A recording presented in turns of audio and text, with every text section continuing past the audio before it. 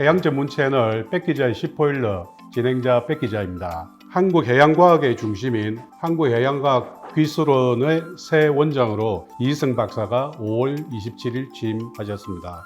특히 강도영 전임 원장이 해양수산부 장관으로 취임한 상황이라서 정부와의 협력이 어느 때보다 더 중요할 것 같습니다. 한국해양과학을 임기 4년 동안 어떻게 얼마나 업그레이드 하실지, 또 부산 지역과 얼마나 어떻게 또 협조를 해 나갈지 지금부터 알아보겠습니다.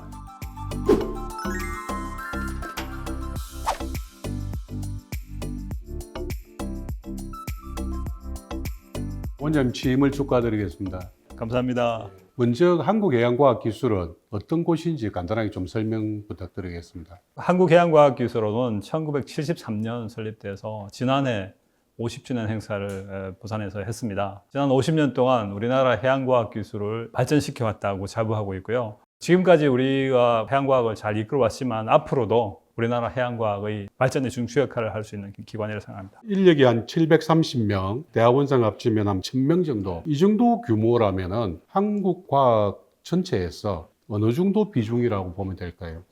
우리나라 전체 기관의 수나 예산 등등을 포함하자면 거의 한 10% 정도 차지한다고 보시면 됩니다. 해양과학에 대한 비중이 이제 인력도 한 10%, 예산도 한 10%. 그렇게 본다면 오히려 그 넓은 지역에 비하면은 적은 편이라고 봐야 돼요. 물론이죠. 해양과학의 특성이라고 하는 게 대상만 해양일 뿐이지 모든 내용들을 다 포함하고 있습니다. 해양 물리, 해양 화학, 지질, 바다에 있는 생물들 그 다양성, 예산의 규모는 상대적으로 적다고 봐야 되죠. 앞으로 우리나라가 펼쳐나가야 할 공간이나 장래성을 본다 그러면 충분히 더 확대해야 되고 얻을 수 있는 그런 결과들이 많다고 생각합니다. 예를 들면은 해양과학에 좀 더 큰 비중을 갖고 있는 미국이나 중국의 또는 일본과 비교해도 그 비중은 작은 편입니까? 절대적인 비중을 비교할 수는 없습니다. 왜냐하면 한 나라에서의 어떤 그런 비중보다도 해양으로 진출하고자 하는 그런 야망을 가지고 있는 국가들의 투자 비중은 우리보다 훨씬 더 크다고 할 수 있겠습니다. 국가적인 그런 핸디캡을 갖고는 있지만은 그런 핸디캡을 극복하면서 세계 최고의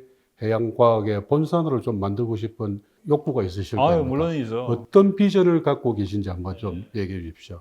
제일 중요한 것은 아무래도 연구기관이기 때문에 연구 역량을 지금보다도 훨씬 더 확충하고 세계적인 연구 결과들을 생산해내는 것, 이것이 가장 중요하다라고 생각합니다. 원장님께서 이제 방금 말씀하신 연구 역량의 확대 굉장히 이제 중요하다는 생각을 갖습니다. 하지만 단순하게 그냥 연구 역량을 확대하자 해가지고 될 수 있는 것은 아니지 않습니까? 더 많은 인력, 더 많은 예산이 뒷받침돼야 될 텐데 어떻게 보면은 예산 확보라든지 이런 부분은 결국은 원장의 목 아니겠습니까? 네. 어떻게 좀 구체적인 좀 계획이 좀 잡힌 게 있습니까? 지난해 국가적으로 출연기관 또는 연구계에 큰 충격이 왔었죠. 연구예산 합리화라고 하는 그런 정책에 따라서 연구예산이 대폭 삭감되었고 내년도 예산 확보를 위해서 지금 열심히 뛰고 있습니다만 들려오는 소식들이 그렇게 녹록지가 않아요. 목적에 맞는 연구 그리고 국가 경쟁력을 확보해 나가려고 하는 그런 차원에서 본다면 굉장히 어려운 상황이라고 생각합니다. 연구에 투자하는 그런 비용들이 결코 헛되이 소비되는 것은 아니다. 먼 미래를 보고 투자하려고 하는 그런 노력들이 필요하다라고 하는 것에 국민적인 어떤 그런 공감대가 형성되고 정부에서 좀 더 긍정적인 판단을 해주셨으면 하는 그런 바람이 있습니다. 취임사에서 해양과학 기술에 인공지능, 빅데이터, 사물인터넷, 나노기술, 바이오기술 등을 도입해가지고 해양 연구 영역을 확장해 나가겠다고 밝히셨습니다. 글로벌 해양 교류 연구를 확대해서 외부 연구 역량을 과감하게 도입하겠다고 하셨는데 구체적인 계획이 있으시면 좀 말씀해 주시면 좋겠습니다. 해양 연구라고 하는 것이 그렇습니다. 전통적인 해양 연구라고 하면 한국해양과학기술원이 해왔던 연구 그리고 각 대학에서 하는 연구들을 포함하고 있습니다. 해양 물리라고 해서 해류의 흐름을 연구하는 부분, 해양 환경에 들어가 있는 요소들을 분석하는 그런 연구들, 해양 생물 연구, 또 해양 지질 자원 연구 등등 이런 전통적인 연구 중요합니다. 이거 당연히 해양과학기술원이 마땅해야 할 연구이고요. 이러한 기초연구는 필수적이긴 하지만 굉장히 발전하고 있는 4차 산업이라고 하는 그런 용어로 정의되고 있는 이런 연구에 발맞추지 않으면 낙후할 수밖에 없고 도태할 수밖에 없다고 생각합니다. 최근에 들어서 AI라든지 BT라든지 NT라든지 여러 새로이 신설되는 그런 학문들을 접목하여 연구의 효율성을 높이고 또 새로운 분야를 개척해 나가는 것이 우리 한국해양과학기술원의 미래라고 생각합니다. 그래서 다양한 분야의 연구자들이 해양을 연구할 수 있도록 길을 열어주자. 그리고 그들을 받아들여서 결국은 해양과학의 역량을 넓혀가자. 그런 것들이 앞으로 우리 해양과학위원이 해나가야 할 일이라고 생각합니다. 인공지능, 빅데이터 이런 기술들은 사실 이제 범용 기술로서 모든 분야에 다 접목이 돼야 되지 않겠습니까? 물론 한국해양과학기술원의 연구원들의 어떤 수준도 상당히 높겠지만은 세계적인 어떤 경쟁이 필요한 기술이다 보니 해외 기관들과의 어떤 협력 그리고 또 경쟁도 해야 될 테고요. 지금 현재 교수들 같은 경우에는 해외에 지금 6개 지금 연구소가 있는 걸로 알고 있습니다. 그러면 이제 이런 새로운 어떤 기술들을 접목하기 위해서는 해외에 좀 더 많은 투자와 협력 또 경쟁이 필요하지 않을까 어떻게 생각하십니까? 해양의 특성이 참 묘한 것이 국가의 어떤 경계 이런 것이 좀 다르다라는 생각을 하셔야 됩니다. 육상의 경우에는 국경이 있잖아요. 근데 해양에는 여전히 공해라고 하는 공간이 있고 이를 통해서 생물들도 교류하고 해류도 섞이고 하는 이런 공간들이 있기 때문에 국제적인 협력은 필수적이다라고 말씀드릴 수 있겠습니다. 그래서 저희 해양과학기술원에서는 벌써 해외 기관과의 협력을 오랫동안 해왔고요. 해외 거점들도 유지하고 있습니다. 이렇게 만드는 거점들도 중요하지만 새로운 선진적인 그런 연구 역량들을 확보하기 위해서는 무엇보다도 인력 양성, 또 인력의 교류 이런 것들이 중요합니다. 두 가지 방향을 생각하고 있는데요. 하나는 지금 기존에 있는 연구 멤버들, 연구진들의 역량을 확대해 나가야 되겠다는 그런 생각입니다. 해외 교류를 한다든지 해외의 연구자들하고 연구 교류를 통해서 본인 역량을 확대해 나가려고 하는 노력들 할 수 있는 뒷받침을 하려고 합니다. 그리고 해외 석학들만 가능하다면 원내에 들어와서 연구할 수 있는 기능들 갖추려고 합니다. 아무래도 이제 지금은 기후 변화에 대한 국민적인 좀 관심이 큽니다. 네네. 기후 연구라고 하면 아무래도 한국해양과학기술원을 또 빼놓고 생각하지 않을 수 없지 않습니까? 해양 분야의 AI를 접목한 기술 개발도 관심이 또 큰데 어떤 부분에 좀 더 중점적으로 또 연구를 해야 된다고 생각하시는지. 예를 들어서 설명을 해보고 싶습니다. 천문학의 발전 과정에 있어서 역사적으로 굉장히 중요한 두 과학자가 등장하는데요. 티코 브라헤라고 하는 덜 알려진 과학자가 있고 케플러라고 하는 아주 유명한 과학자가 있어요. 이 두 분의 관계는 사제지간이에요. 티코 브라헤가 수십 년 동안 별의 움직임을 기록만 했어요. 근데 이 기록들을 케플러라고 하는 천문학자가 수학적으로 풀어서 새로운 법칙을 만들고 행성 간의 어떤 그런 관계를 설명을 했단 말이에요. 오래된 데이터들이 축적돼야지 새로운 질서, 새로운 이론이 탄생할 수 있는 겁니다. 별 간의 움직임도 그렇게 되는데 해양의 어떤 움직임도 마찬가지라고 생각해요.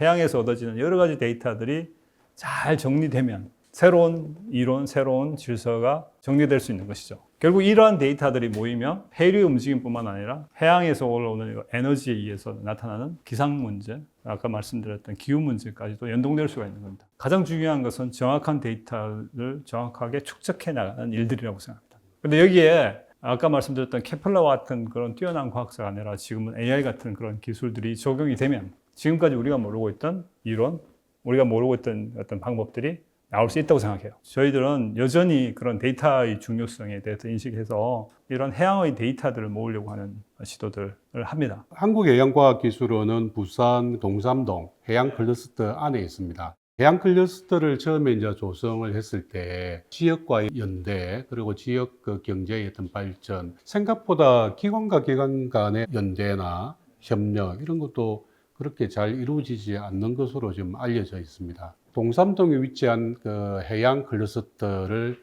원장님께서 어떻게 평가하시고 좀 부족한 부분이 있다면 어떻게 좀 개선점을 찾을 수 있는지 좀 명쾌한 해답 부탁드리겠습니다.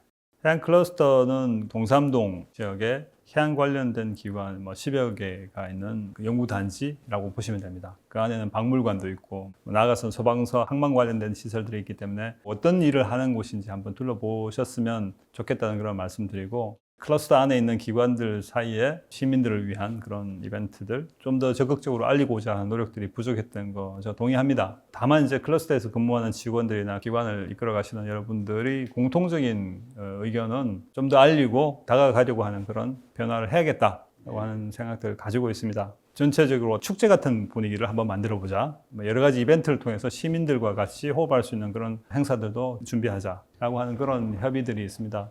와서 보시고 느껴보신다 그러면 가지고 있는 잠재적인 역량이 크다라고 하는 것을 느낄 수 있을 거라 생각합니다. 원장님께서는 취임하시기 전에 주로 이제 교육 부분에 대해서도 보직을 좀 맡으셨습니다. 그래서 누구보다 더 해양 인재 양성에 대해서 관심도 많으실 거고, 청소년, 즉 과학고가 두 곳이 있습니다. 그 과학고 다니는 아이들한테 해양과학을 이야기를 하면 아직 뭐지? 어떻게 보면 해양과학에 대한 어떤 대국민적인 어떤 홍보나 또 해양과학 인재가 어떤 건지 시민들의 인식이 부족하다는 생각이 들거든요. 원장님은 해양과학 인재가 어떤 거라고 생각하시고 또 어떻게 육성돼야 된다고 생각하시는지. 저희들이 가지고 있는 프로그램을 간략하게 소개한다 그러면 과학기술연합대학원대학교, 그리고 해양대학교와 공동으로 운영하고 있는 과학기술전문대학원, 그리고 부산대, 부경대 등 지역에 있는 대학교와 공동으로 학위를 주고 있는 그런 프로그램도 있습니다. 그리고 저희들이 그 원내에서 있으면서 해양과학을 알리기 위한 홍보 활동들 많이 하고 있습니다. 초등학생들이 방문했을 때, 중학생들이 방문했을 때 각각 별도의 프로그램이 있고요. 그리고 대학생들을 위한 어떤 그런 프로그램들, 이를 통해서 해양과학의 저변을 넓히려고 하는 노력들 끊임없이 하고 있습니다. 전임 원장님께서 해양수산부 장관으로 지금 계시지 않습니까? 가장 편할 수 있는 분이기도 하고 네. 또 많은 또 협력을 또 끌어낼 수 있는 기회이기도 할 텐데, 그런 측면에서 지금 해양수산부하고 한국해양과학기술원과 어떤 협력 관계가 좀 실제로 좀 내밀하게 이루어지는 게 있는지. 장관님께서 어쩌면 저보다도 더 고민을 많이 하셨고 긴 기간 동안 내부적인 사정을 잘 알고 계시죠. 특히 현안 문제에 대해서는 늘 정보를 공유하고 있고 현재 어떤 진척 상황에 대해서는 보고 드리고 있습니다. 내부적으로는 해양과학의 발전에 좋은 기회가 될 수 있을 것이다 라고 하는 기대를 가지고 있습니다. 끝으로 부산 시민들이나 한국해양과학기술원을 좀 아끼고 주목하고 싶은 분들한테 한마디 마지막 해주시고. 이런 좋은 기회에 한국해양과학기술원을 소개해 드릴 수 있어서 굉장히 영광스럽게 생각합니다. 그리고 저희들이 부산에 정착한 지 벌써 7년이 됐고, 해양과학의 발전과 해양과학 기술의 어떤 그런 미래를 위해서 좀 더 많은 관심을 가져주시고 응원해 주시기를 부탁드립니다. 한번 와보시면 해양과학기술원 또는 해양클러스터, 부산 영도가 어떻게 달라져 있는지 보실 수 있을 것입니다. 감사합니다. 네, 고맙습니다.